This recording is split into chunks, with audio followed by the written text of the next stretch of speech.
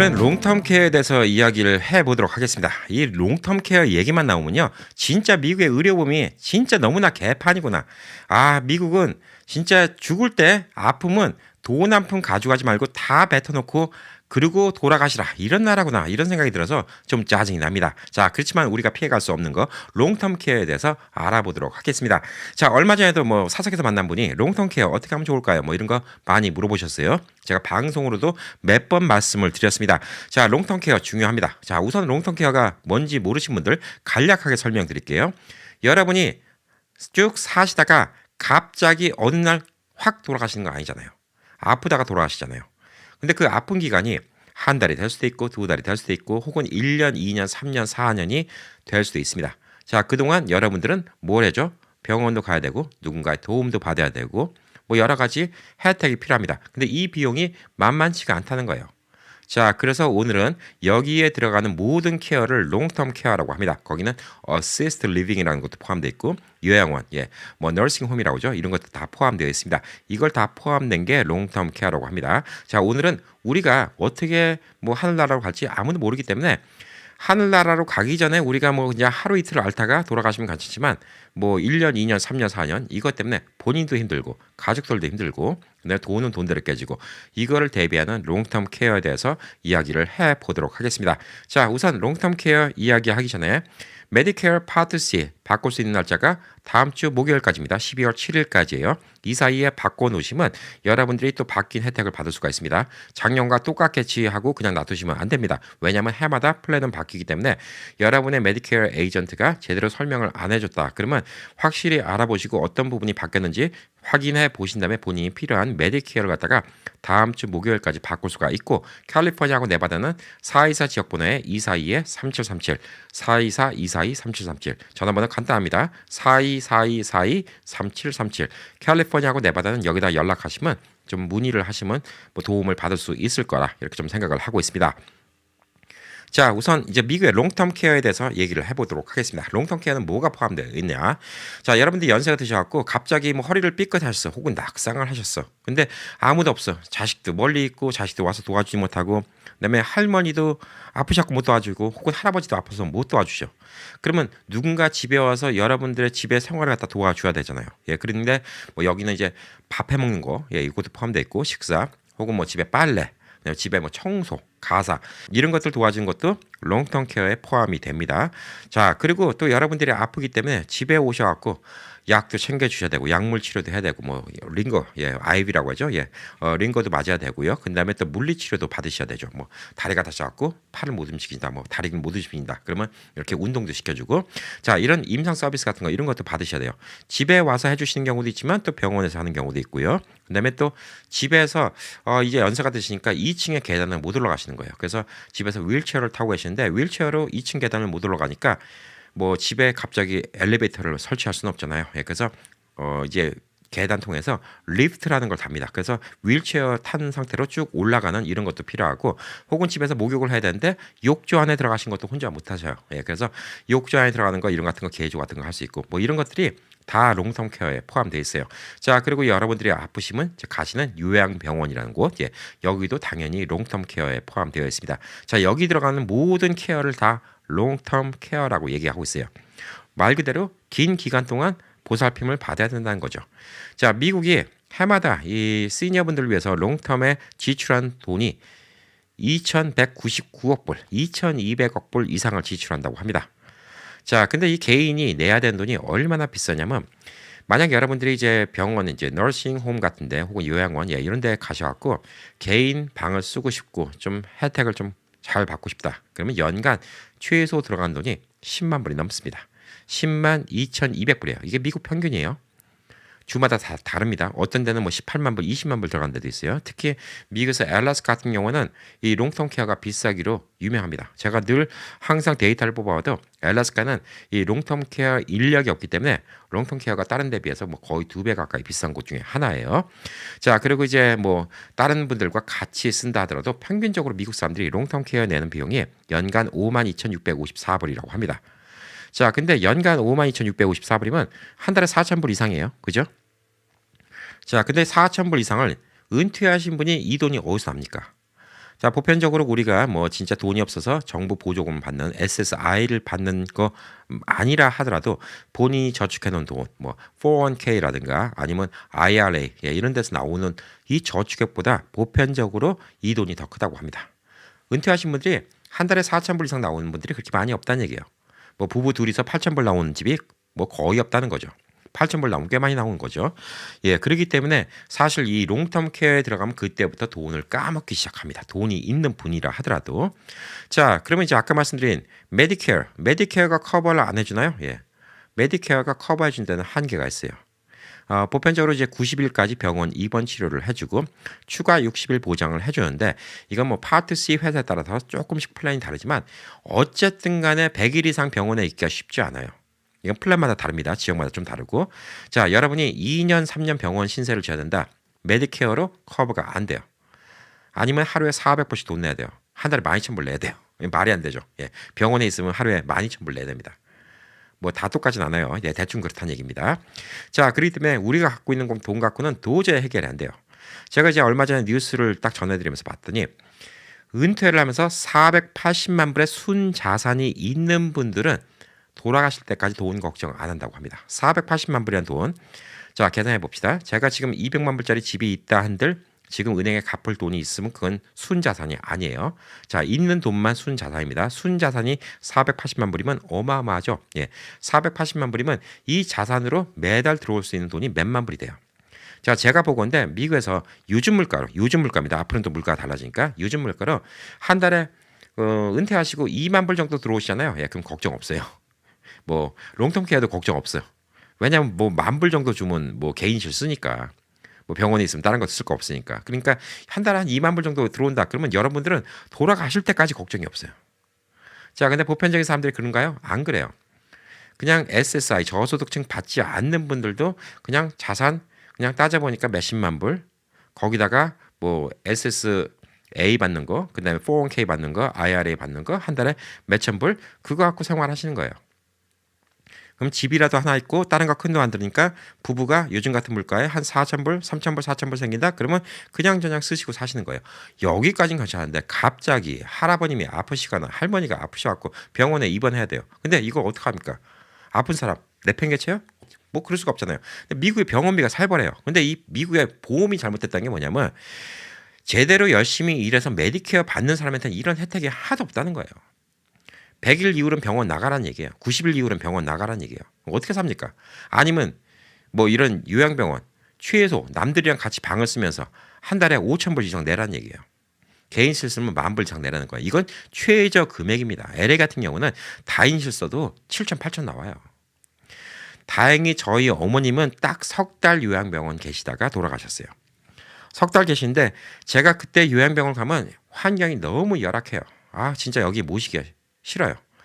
그렇다고 제가 집에 모신다고 제가 어머니 테이크케어 해드릴 수 있는 것도 아니고 전문적으로 해드릴 수도 있는 것도 아니기 때문에 결국은 어머님이 요양병원에 계시다가 본인 여기 너무 싫다고 그냥 집에서 돌아가신다 했고 집으로 모셨어요. 그래서 집에다 모시면서 이 롱텀 케어 뭐 이런 같은 거 뭐 요양병원 이런 같은 거 다 서비스 받으면서 집에다가 이제 버튼 누르면 이제 접히는 침대 이런 것도 갖다 놓고 산소 호흡기 이런 것도 집에다 갖다 놓고 나중에 진짜 아프실 때는 호스피스 서비스도 한 2주일 받으시고 이렇게 돌아가셨어요.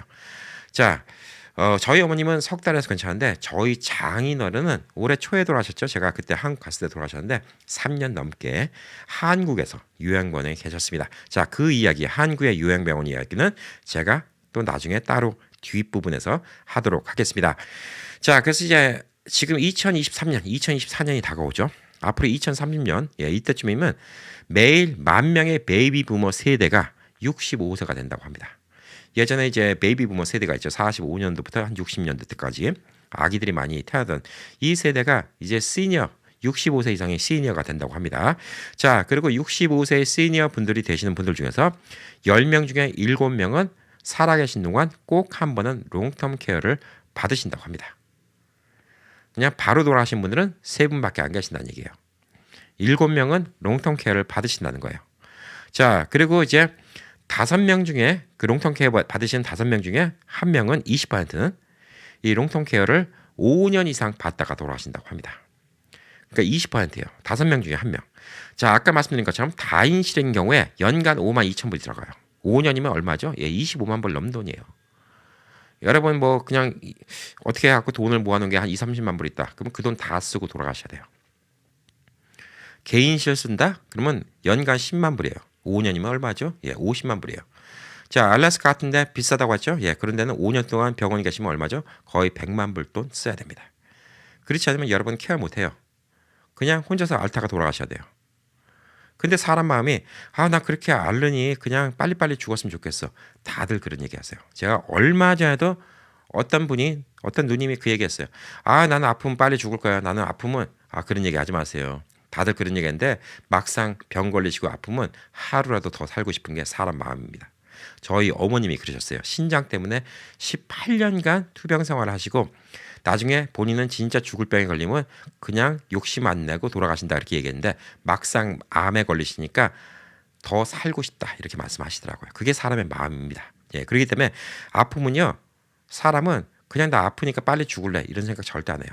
저희 장인어른도 솔직히 쓰러지셨을 때 3년 전에 쓰러지셨을 때 흔히 말하는 이제 푹 맞은 것처럼 이렇게 쓰러지셨는데 식물인간이 됐어요. 그러면 그냥 목숨을 끊고 싶지만 사람 마음이 그렇잖아요. 3년을 넘게 어떻게 하든 간에 도로 일어날 수 있다는 믿음을 갖고 사셨어요. 자, 그렇기 때문에 이 돈을 어쩔 수가 없는 거예요. 예, 그래서 이제 너싱홈 평균 가격, 그러니까 완전 요양병원이죠. 예, 아까 말씀드린 것처럼 2019년 뭐 몇 년 전입니다. 코로나 이전 평균 가격이 10만 2,200불 프라이빗 룸. 물론 프라이빗 룸은 진짜 돈 많은 분들만 가능합니다. 자, 그래서 이 많은 돈을 커버하기 위해서 많은 사람들이 뭘 사용합니까? 예, 결국은 처음에는 메디케어, 돈이 있고 자산이 있는데 나중에는 메디케이드, 캘리포니아에서는 메디케어이죠. 메디케이드를 신청하게 됩니다. 자, 신청 조건은 뭐죠? 예, 돈이 없어야 돼요. 저소득층한테 주는 혜택입니다. 자, 거기는 뭐 몇 가지 조건이 있어요. 한 달 수입이 얼마 이하여야 되고, 그 다음에 집도 본인이 살 집인데 그것도 집 리밋이 있습니다. 자, 차도 뭐 리밋이 있고요. 재산이 없어야 돼요. 결국은 처음에 돈을 조금 은행에 한 4, 50만 불에도 있었던 분들은 메디케이드 혜택을 못 받아요. 처음에는 메디케어 갖고 한 100일 정도, 뭐 90일 정도 지내다가 병원비 내다 그 돈 다 까먹고 나잖아요. 다 까먹고 나면 그때 메디케이드 신청하는 거예요. 그러니까 결론적으로 알거지가 되고 나서 메디케이드를 해주는 거예요.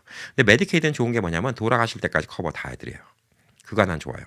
메디케이드가 있으시면 여러분들은 어떻게 되냐? 나중에 돌아가실 때까지 10년이고 20년이고 30년이고 롱텀 케어 다 해드리는 거예요. 이거 난 좋아요. 제일 좋은 롱텀 케어의 이 방패는 메디케이드예요. 아이러니하게 돈이 없어서 받는 혜택입니다. 자, 요양원에 계신 사람들 중에서 67%가 메디케이드로 계십니다. 10명 중에 7명은 메디케이드로 계신 거예요. 본인 돈으로 계신 분들 별로 없어요. 혹은 사보험이나 다른 보험으로 계신 분들이 별로 없어요. 자, 그리고 또 메디케이드 비용, 미국에서 나라에서 이제 지원해주는 메디케이드 비용의 총 메디케이드 비용의 34%가 이 장기 요양 서비스에 사용한다는 거죠. 나머지 금액이 뭐 여러분이 평소에 병원 갔을 때 수술을 했을 때 메디케이드 사용하는 그 비용으로 쓰는 건데 34%꽤 많은 금액이죠. 예, 이 돈이 다 롱텀 케어에 들어간다고 합니다. 롱텀 케어는 미국 정부로도 골칫거리예요. 왜? 사람의 수명이 늘어났기 때문에. 그래서 롱텀 케어 기간도 같이 늘어납니다. 옛날같이 그냥 몇 달 앓고 돌아가시는 게 아니에요. 건강하시고 수명이 늘어나니까 그리고 또 의술이 발달되니까 의술이 발달되는데 뭐 살 수 있는 사람 돌아가시게 합니까? 물론 영원히 살 수는 없지만 그래도 가족들이 돌아가시게 놔둡니까? 그게 아니잖아요. 옛날엔 돈이 없어서 죽는 사람이 있었어요. 그리고 못 고친 병이 있었어요. 근데 요즘에 고칠 수 있는 병이 있으면 왜 안 고칩니까? 예, 그렇게 살다 보니까 오래 사시는 거예요. 여성분들이 롱텀 케어에 더 신경 쓰셔야 돼요. 왜? 여성분들은 평균적으로 3.7년 동안 거의 4년 가까이 롱텀 케어를 받다가 돌아가신 분들이 많이 있다고 합니다. 남성분들은 평균 2.2년 동안. 그러니까 여성분들보다 짧은 기간 동안 아프고 돌아가신대요. 그러니까 좀 더 일찍 돌아가신데 여성분들이 좀 더 아픈 기간이 길다가 돌아가시기 때문에 롱텀 케어 돈 들어가는 건 여성분들이 더 많다는 얘기예요. 준비를 해야 된다는 얘기죠. 미국 평균적으로 봤을 때는 평균 28개월, 즉 2년하고 4개월.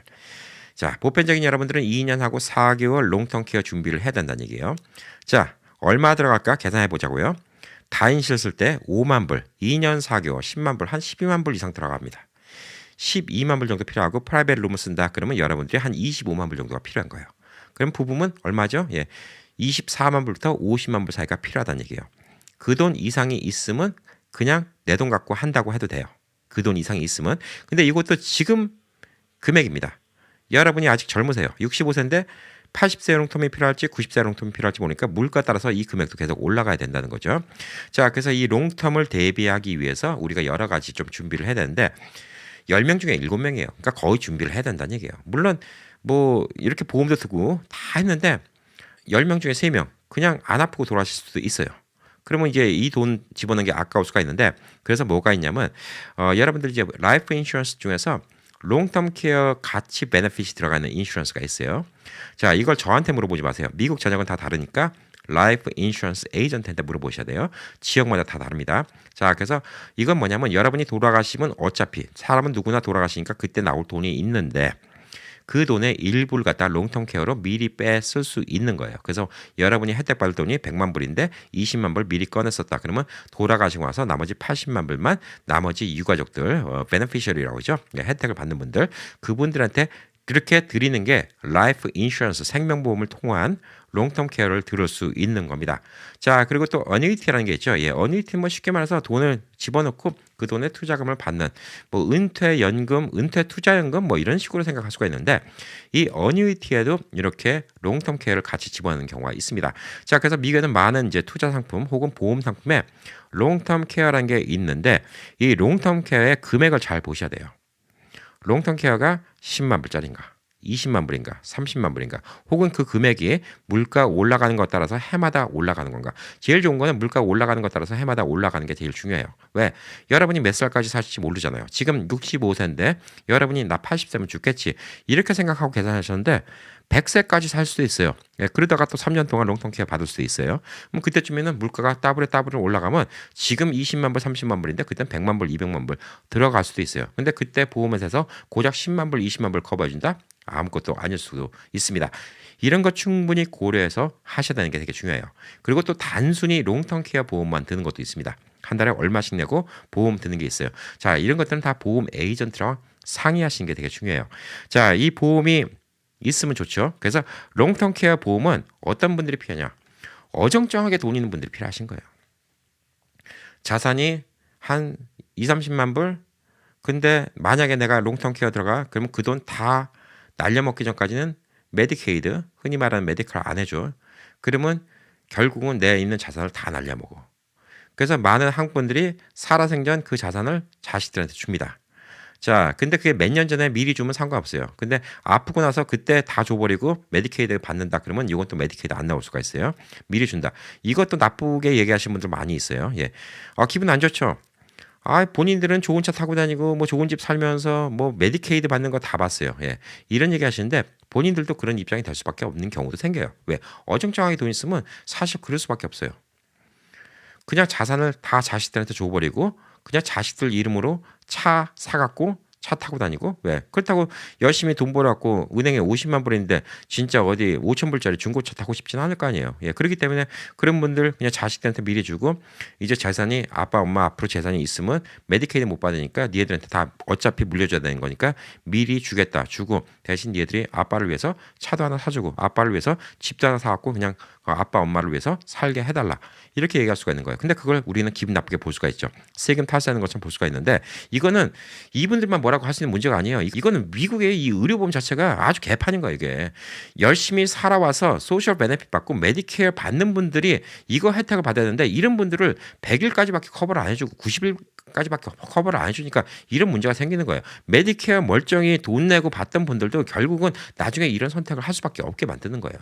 자, 이런 선택이 안 되려면 어떻게 해야죠? 예, 여러분이 한 2, 300만 불 이상이 있어요. 예, 그러면 그냥 내 돈으로 롱텀 케어 받지라고 생각하면 가능합니다. 자, 여러분이 아까 말씀드린 것처럼 요즘 2023년 기준입니다. 480만 불이 있으면 그 돈이 돈을 불기 때문에 그 돈으로 나온 것 같고 여러분이 롱텀 케어니 뭐니 다 받아도 여러분 재산은 안 줄어요. 480만 불이 있는 분들이 흔한가요? 흔하지 않습니다. 자, 그래서 여기서부터 계획을 잘 세워야 됩니다. 미리 편하게 정해 드릴게요.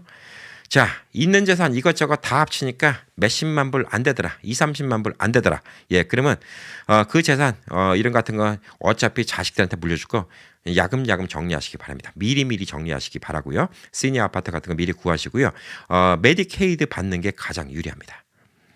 자, 그리고 이 보험 드는 거 있죠. 예, 보험이 제가 여러 가지를 알아봤는데 솔직히 보험이 투자 대비 그렇게 좋지는 않아요. 원래 생명보험이 있던 분들의 이 옵션 있는 분들은 유지시키세요. 어뉴이티에 이 옵션 있는 분들은 유지시키세요. 근데 롱텀 케어만 위한 보험을 든다. 그거는 솔직히 연세 드시고 이걸 들잖아요. 예, 그럼 가격이 비쌉니다. 제가 봤을 때 별로 효용성이 없어 보여요. 그렇지만 본인이 계산해 보시기에 괜찮으면 이것도 방법 중에 하나라고 볼 수가 있어요. 자, 그렇기 때문에 어정쩡하게 언더 한 뭐 50만 불 미만 한 3, 40만 불 이렇게 지금 2023년도 기준입니다. 이게 또 내년, 내후년이면 물가 다르니까 또 달라져요. 자, 이 정도 재산 있으면 자녀들한테 나눠주고 나중에 메디케이드 받는 게 좋을 수가 있어요. 자, 근데 저는 솔직히 자녀들한테 돈 미리 주는 걸 원래 반대하는 사람이에요. 왜 그러냐? 자식 새끼들한테 돈 미리 주면 효도 안 해요. 부모님 살아 계신 동안 돈을 쥐고 있어야지 효도를 합니다. 뭐 저는 아직도 그런 생각하고 있어요. 제가 나이가 들어서 우리 자식들이 집에 오면 연말연시라고 오면 아 그래 아이고 야 용돈 써라 천불이고 이렇게 줄 수 있는 아버지가 돼야지 자식들이 오지. 돈이 없어갖고 자녀들한테는 돈을 못 주고 이 손주한테 그냥 50불 100불 이렇게 쥐어주잖아요. 예, 그러면 부모들이 이렇게 연말연시에 오라고 해도 자녀들이 잘 안 와요. 물론 돈 때문에 오는 건 아니지만 확실히 부모가 좀 능력이 있어갖고 돌아가실 때까지 능력이 있어갖고 자식들이 와도 뭐 30대 자식이 와도 야, 뭐 이번에 뭐 니들 한번 여행 갔다 왔다면서 야 5천 불이니까 여행 갔다 와라. 이 정도 능력이 있으면 그게 멋있는 부모고 자식들도 또 부모를 리스펙트하고 효도를 하기 때문에 저는 솔직히 미리 돈 주는 걸 원하지 않는 사람이에요. 그럼에도 불구하고 어정쩡하면 이게 방법 중에 하나라는 거죠. 막상 나중에 진짜 아파서 롱텀 케어가 필요할 때 그때 자식들한테 돈 줘버리고 메디케이드 신청하잖아요. 예, 그러면 요거는 법적으로 문제됩니다. 법적으로 문제가 안 되는 건 미리미리 드리면 문제가 안 돼요. 뭐 5년 전부터 미리미리 자식들한테 나눠줬다. 왜? 5년 앞을 내다보고 일부러 재산을 없앴다라고 생각 안 해요. 예, 그렇기 때문에 그거는 법적으로 보장된 겁니다. 예, 5년 전부터 미리미리 자녀들한테 나눠주면 5년 뒤에 메디케이드 신청해도 괜찮아요. 자, 그래서 보험 방법 있고 미리 자식들한테 돈을 주는 방법 있고 아니면 여러분이 돈이 많은 방법이 있고 자 이제 또 한 가지 방법이 뭐냐면 이제 한국 얘기를 해드릴 거예요. 저희 장인어른이 3년 넘게 요양병원에 계셨어요. 요양병원에 계셨고 장인어른 뭐 치료비니 뭐니 매덕이 깨졌습니다. 예, 매덕이 깨졌어요. 이제 뭐 저희 처가 쪽으로 형제들이 많기 때문에 형제들이 다 이제 돈을 보태고 또 장인 어른도 또 평생 동안 일하셔갖고 모아놓으신 또 집도 있고 뭐 이런 게 있기 때문에 별로 큰 경제적인 어려움은 없었습니다만 그래도 장인 어른은 다른 분에 비해서 돈을 많이 쓰신 편이에요. 첫 번째 개인실을 쓰셨고요. 요양병원에서 개인실을 썼고 개인 간병인을 고용했습니다. 따로 계속 붙어있을 사람을 고용한 거예요. 주무시는 시간 빼놓고 따로 이제 장인어른을 테이크케어 해줄 수 있는 이런 간병인을 고용했습니다. 장인어른은 거의 식물인간처럼 돼갖고 잘 못 움직이셨어요. 예, 그래서 누군가 도움이 필요했는데 자녀들이 뭐 다 일을 하고 그러니까 누군가 붙어 있을 수가 없기 때문에 결론적으로 장모님도 일을 하시고 그래서 그렇게 했는데 한 달에 평균 한 400만 원 조금 넘게 들었습니다. 450만 원? 예, 요즘 환율로 한 3,500불 정도 들어간 것 같아요. 3,500불인데 이 정도면 한국에서 꽤 많이 쓴 거예요. 물론 더 호화롭게 하시는 뭐 드라마 보면 회장님 있는 방은 뭐 완전 호텔 방이죠. 그런 데는 하루에 뭐 몇백만 원도 하겠죠. 이런 데는 아니지만 일반인들이 쓰는 데서는 괜찮은 데 계셨어요. 그래서 들어간 돈이 미국 돈으로 한 달에 한 3,500불 정도입니다. 자, 근데 이제 한국에서 돈이 없다 그러면 한국의 보험이라는 게 있잖아요. 의료보험. 한국의 의료보험이 잘 된 게 지원을 많이 해줘요. 진짜 돈 없는 사람들은 한 달에 몇십만 원 갖고도 이 요양병원을 사용할 수가 있어요. 한국은. 그리고 웬만한 분들도 200만 원 정도면 충분히 사용할 수가 있어요. 자, 미국에 비하면 가격이 엄청나게 싸죠. 자, 아까 말씀드렸듯이 미국에서 개인실 쓴다? 개인 간병인까지 있다? 예, 그러면 한 달에 2만 불 들어가요. 15,000? 최소 15,000, 2만 들어갑니다. 자, 그럼 한국 돈 얼마죠? 2천만 원 넘는 거예요. 자, 그러면 이제 미국과 한국과 비교하면 얼마 차이가 나죠? 한 6분의 1 정도 차이가 납니다. 자, 그래서 생각해 볼 수 있는 문제가 여기서 있는 거예요. 저는 항상 인생을 어떻게 생각하고 있냐면 제가 나중에 은퇴할 때 500만 불이 있었을 때의 삶을 생각하고 있고요. 근데 100만 불이 있었을 때의 삶을 생각하고 있고 은퇴를 할 때 열심히 해봤는데 10만 불밖에 없네. 그러면 10만 불 때의 삶을 생각하고 있습니다. 그거에 대한 계획을 생각하고 있어요. 자, 그래서 제가 진짜 10만 불밖에 없으면 어떻게 동남아 가서 살지도 몰라요. 예, 동남아 가신 데 가면 10만 불 갖고도 여생 재밌게 살 수가 있으니까. 그래서 동남아 가서 살 수도 있고 뭐 그런데 여러 가지 계획을 세웁니다. 그래서 저는 여행을 많이 다니는 거예요. 다른 유럽도 가보고, 네, 뭐 멕시코 같은 데도 가보고, 미국도 시골도 가보고, 네, 한국도 가보고, 동남아도 가보고, 다 가보는 게 제 나중에 은퇴의 삶을 좀 생각해서 이래저래 알아봅니다. 보험도 알아보고 있고요. 물가도 알아보고 있고 집값도 알아보고 다 알아보고 있습니다. 자, 미국에서 480만 불이 있었고 돈이 자꾸 새끼를 쳐서 한 달에 2만 불씩 들어온다. 그럼 미국에서 요양병원 가는 게 별 문제가 안 될 수가 있겠죠. 자, 그렇지만 보편적인 분들은 애매모호해요. 그냥 은행에 한 50만 불 있는데 메디케어 받는데 메디케어 그냥 병원 다니다 보니까 커버 안 해줘요. 그래서 문제가 될 수가 있는 거예요. 그래서 제가 요즘에 한국을 왔다 갔다 하면서 느낀 게 뭐냐면 65세 이상 이중 국적을 허용합니다. 이중 국적 꼭 안 받으셔도 돼요. 이중 국적을 꼭 안 받으셔도 되는 게 뭐냐면 F4비자라고 거소증을 받으셔도 돼요. 예, 그 뭐 영주권식입니다. 그러면 이제 뭐 그게 5년마다 한 번씩 뭐 갱신을 해야 되고 뭐 이런 게 있는데 이중 국적을 받으면 갱신할 필요가 없는 거죠. 예, 국적이 한국이니까 65세 이상은 이중 국적을 허용합니다. 자, 근데 그거에 대해서 한국 분들을 뭐 별로 안 좋게 생각하는 분들 많이 있다고 했죠. 예, 근데 뭐 늘 말씀드리지만 정부가 대한민국 정부가 바보가 아니에요. 65세 이상 이중 국적을 허용하는 이유는 뭐냐면 65세까지 다른 나라에서 돈 벌었던 거 한국 와서 쓰시잖아요. 65세 왔고 한국에서 뭐 일해서 한국 돈 벌어갈 거 아니잖아요. 그렇기 때문에 외화가 들어오니까 혜택을 잘 주는 거야. 똑같이 보험 혜택을 드립니다. 자, 제가 지금 한국에 계신 분들 여쭤봤어요. 몇 분 여쭤봤더니 사람마다 뭐 보험 금액이 조금씩 다른데 은퇴하시고 한국 갖고 지금 기준에서는 일 안 하시면 1년에 한 120만 원, 뭐 130만 원, 뭐 이렇게 내신다고 해요. 140만 원. 그러니까 한 1,000불 돈 내셔요. 예, 1년 보험료가 1,000불입니다. 자, 한국에 6개월 이상 거주하면 보험료를 내야 돼요. 예, 그렇기 때문에 한국에 보험 들어봤자 1년에 1,000불 돈이에요. 그럼 한 달에 100불 돈이에요. 100불. 100불도 안 돼요. 자, 한 달에 100불이 그렇게 아까운 돈 아니죠. 한국에서 보험을 받을 수 있다면 그거 받아놓으신 게 좋아요. 65세 이중국적 돼갖고 그거 받아놓으신 게 좋아요. 그래서 만약에 그 보험이 있으면 2년에 한 번씩 건강검진이 무료입니다. 한국은. 근데 이제 장 내시경까지는 포함이 안 돼 있어요. 그거는 30몇만 원 더 내야 되는데 60몇만 원짜리 신체 검사가 무료입니다. 물론 미국에서도 메디케어 있고 그러면 다 받을 수 있어요. 근데 제가 늘 말씀드리죠. 미국에서는 신체 검사 받다가 짜증나서 지쳐서 죽어요. 여기 갔다가 피 뽑고 저기 가서 검사하고 여기 또 보내고 몇 달 걸립니다. 주치의 만나야 되고. 한국은 아침에 들어가고 저녁 때 끝나요. 저녁도 아니에요. 오후면 끝나요. 자, 그래서 저도 한과 갖고 이제 건강검진 제 돈 내고 받았습니다. 130만 원 내고 받았어요. 예. 제 돈 내고 받았는데 보험이 없어도 그 돈이 돼요. 근데 뭐 한 달에 100불씩도 안 되는 돈, 예. 1년에 120만 원인가 내잖아요. 그러면 건강검진도 받을 수 있고 한과인 김에 한국이 예방의학이 좋아요. 자, 미국이 의료가 진짜 뭐 하이엔드 테크놀로지 이런 수술은 미국이 잘하는 게 많이 있어요. 그럼에도 불구하고 미국 사람 평균 수명보다 어느 날부터 한국 사람 평균 수명이 높아진 이유가 뭐냐면 예방의학이 좋은 거예요.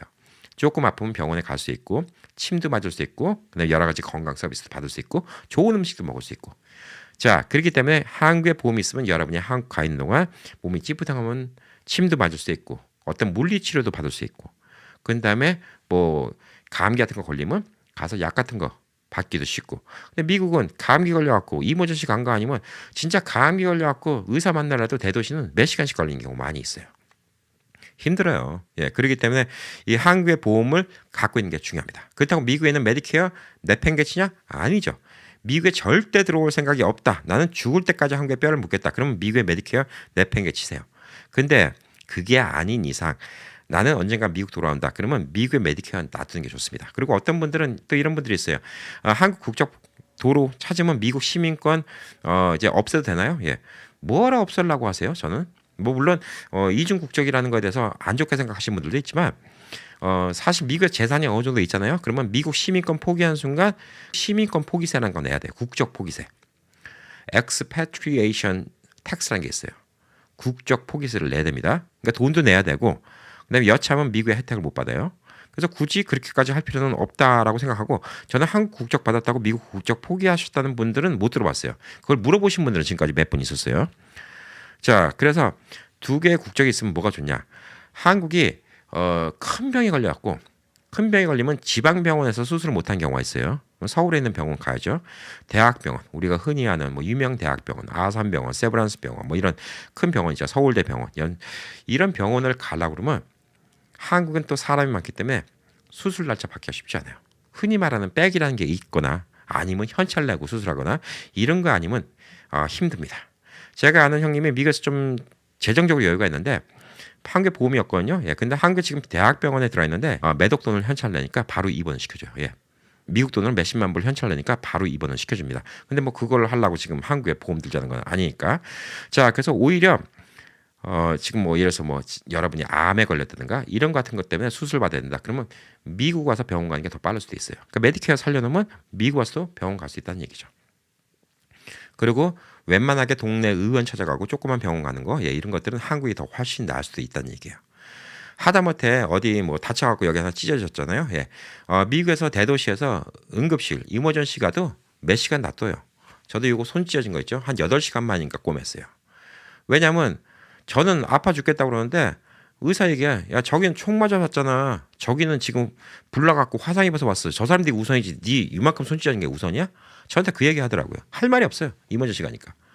자, 한국 같은 데는 뭐 동네 병원 가면 이제 바로 꼬매주잖아요. 동네 병원들 많이 있으니까. 자, 이런 것들이 한국이 좀 편하다는 얘기예요. 여기서 중요한 게 뭐냐면 롱텀 케어예요. 한국과 미국 왔다 갔다 하시는데 롱텀 케어 한국에서 받는 게 제일 문제가 되는 게 뭘까요, 여러분? 예, 자녀들이 미국에 있는데 나 혼자 한국 가서 병원 가면 무슨 소용이야? 예, 이런 생각 드신 분들은 뭐 제가 지금 드리는 말씀 무시해도 돼요. 예, 한국 가서 롱텀 케어 받으시면 나는 외롭다, 그게 싫다, 그러면 어쩔 수가 없는 거예요. 그런데 제가 봤을 때 그냥 병원 가는 것만 보면 롱텀 케어 받는 걸로 보면 한국이 훨씬 나아요.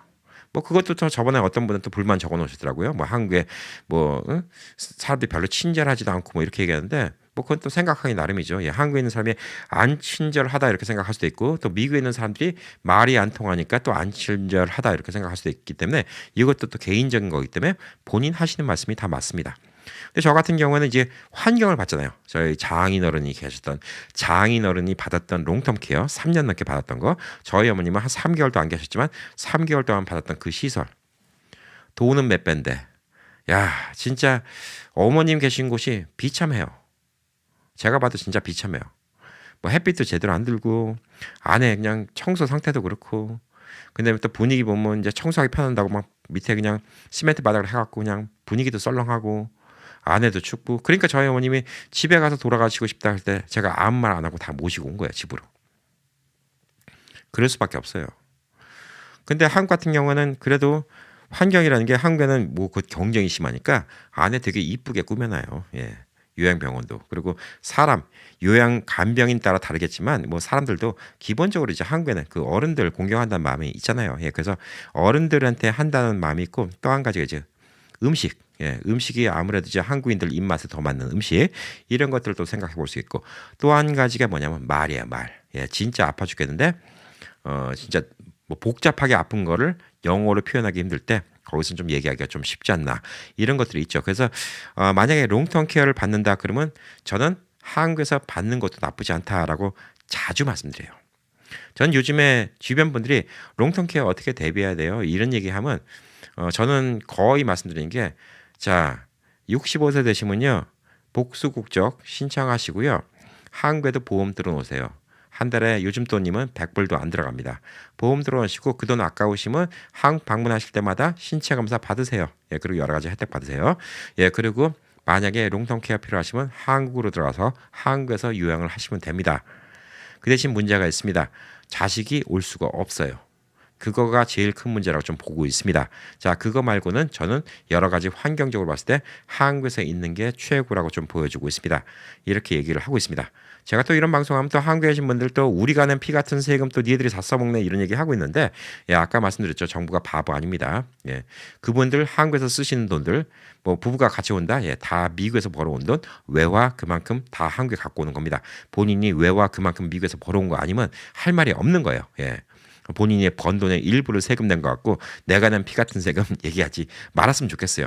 제발 이런 것 때문에 한국에 계신 분들, 미국에 계신 분들 서로 오해해서 안 싸웠으면 좋겠어요. 이거는 진짜 이데올로기 싸움이에요. 생각해보면 미국에 계신 우리 교민분들이 한국에 가면 갈수록 다 좋은 거예요. 그리고 한국이 지난 몇십 년 동안 이렇게 발전된 거, 야, 한국이 옛날 86년도에 현대 엑셀 야, 이런 거 팔 때 다 교민들이 애국심 갖고 사주고 해외에서 열심히 국위선양하고 이랬던 것도 한몫합니다. 예, 그렇기 때문에 한국에 계신 분들 혹시 또 이것도 리플 줬고 또 이상한 소리 하면 저는 뭐 바로 블럭합니다. 예, 그런 분들이랑 뭐 얘기 나눌 가치가 없어요. 그리고 미국에 계신 우리 교민분들, 내가 평생 한국에 안 살았는데 나 그런 혜택 받아도 돼? 예, 받아도 됩니다. 왜? 여러분이 한국 가시면 미국에서 돈 받아갖고 한국에 쓰시는 거 아니에요? 어차피 한국 가면 한국에 같이 가신 분들 생활비 같은 거 안 씁니까? 예, 그 돈 롱텀케어 하는 비용은 뭐 한국에서 버십니까? 한국에서 버는 거 아니잖아요. 뭐 한국에서 롱텀케어 비용이 저희 장인어른처럼 450만 원씩 들어간다. 그 돈 어디서 갖고 오겠습니까? 미국에 있는 돈 갖고 오든가 아니면 미국에서 SSA 받는 거 이런 돈 한국에서 받아갖고 쓰시는 거 아니에요. 결론적으로 외화를 갖다가 한 달에 400 몇십만 원씩 벌어오는데 이게 왜 한국에서 요거도 먹을 짓이죠? 절대 아닙니다. 자, 그래서 65세 이상의 롱텀케어에 한국을 가실 수 있는 거 이것도 한 가지 가능성을 챙겨 놓으시고 이렇게 하시면 좋지 않을까라고 좀 생각합니다. 자, 이제 12월 7일 다음 주까지입니다. 예, 메디케어 파트 C 바꾸는 게 다음 주까지고 제가 또 최근에 들었던 얘기 중에 하나는 뭐냐면 이 메디케어가 어떤 주는 에이전트한테 커미션을 더 주고 어떤 주는 안 주고 어떤 주는 한국인 에이전트가 없어요. 그래서 어떤 분들은 65세가 됐음에도 불구하고 메디케어 파트 B, A하고 B입니다. 파트 C 말고 B를 가입해야 되는데 내가 건강하다는 이유로 가입을 안 했다가 나중에 페널티 무는 경우를 많이 봤어요. 나중에 가입한 페널티 뭡니다. 65세, 그러니까 1959년생, 자 2024년부터 생일 전 석 달, 그러니까 59년생인데도 1월생인 분들은 지금 하시면 돼요. 2월달 생일인 분들도 지금 신청하시면 돼요. 예. 3월달 생일인 분들은 다음 달부터 신청하시면 됩니다. 꼭 신청하세요. 안 그러면 낭패 봅니다. 예, 그래서 12월 7일까지 메디케어고 이제 제가 10월달 11월달 제가 이제 메디케어 여러분들 건강에 대해서 얘기를 많이 드렸는데 이런 얘기가 제 방송 말고도 다른 방송 좋은 거 많이 있어요. 여러 가지 보시다 보면 다 이해가 갈 거라고 생각합니다. 자, 오늘도 내용이 좋았다고 생각하시면 구독 버튼 눌러주시고 주변에 구독 안 하신 분들 계시면 보여주시고 구독 버튼 꼭 눌러주시고요. 좋아요 많이 눌러주시면 또 다른 분들이 이 영상을 더 많이 보기 때문에 제가 또 힘이 나서 영상을 더 신나게 만들 수 있고요. 여러분이 또 시간 내주셔서 댓글 달아주시면 여러분과 저의 소통입니다. 그 소통으로 통해서 저도 또 기쁘고 또 즐거운 하루를 맞이할 수 있을 것 같습니다. 자, 주말 건강히 보내시고 많은 지역 미국 내 날씨가 춥죠. 예, 겨울철, 독감, 코로나, 그다음에 RSV 다 조심하시기 바라겠습니다. 오늘도 시청해 주셔서 감사합니다.